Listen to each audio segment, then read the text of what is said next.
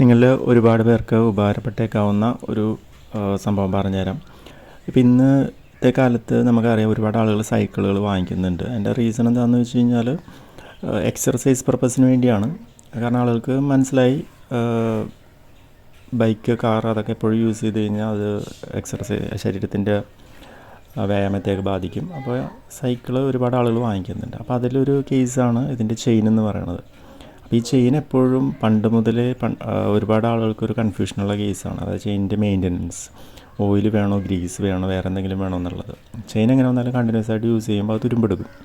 അപ്പോൾ തുരുമ്പെടുത്ത് യൂസ് ചെയ്ത് കഴിഞ്ഞാൽ നമുക്ക് ഓടിക്കുമ്പോഴും ബുദ്ധിമുട്ടായിരിക്കും. അപ്പോൾ ശരിക്കും കുറച്ച് യൂസ്ഫുൾ ആയിട്ടുള്ളൊരു സംഭവം എന്താണെന്ന് വെച്ച് കഴിഞ്ഞാൽ, ചെയിനിൽ നിങ്ങൾ ഈ തയ്യൽ മെഷീൻ ഉപയോഗിക്കുന്ന ഓയിലില്ലേ, തയ്യൽ മെഷീൻ, അത് പറയുന്നത് മണ്ണെണ്ണയുടെയും വെളിച്ചെണ്ണയും ആ ഒരു മിക്സ്ചർ എന്നാണ് പറയുന്നത്. അപ്പോൾ അത് ഒഴിക്കുകയാണെങ്കിൽ, അപ്പോൾ നിങ്ങൾ കടയിൽ നിന്ന് വാങ്ങിച്ചാൽ മതി തയ്യൽ മെഷീൻ്റെ ഓയിൽ എന്ന് പറയുന്ന സംഭവം. അപ്പോൾ അത് വാങ്ങിച്ചിട്ട് ചെയിൻ ഇടുകയാണെങ്കിൽ മണ്ണൊന്നും അങ്ങനെ അധികം പിടിക്കില്ല. പിന്നെ ചെയിൻ നല്ല സ്മൂത്തായിരിക്കും.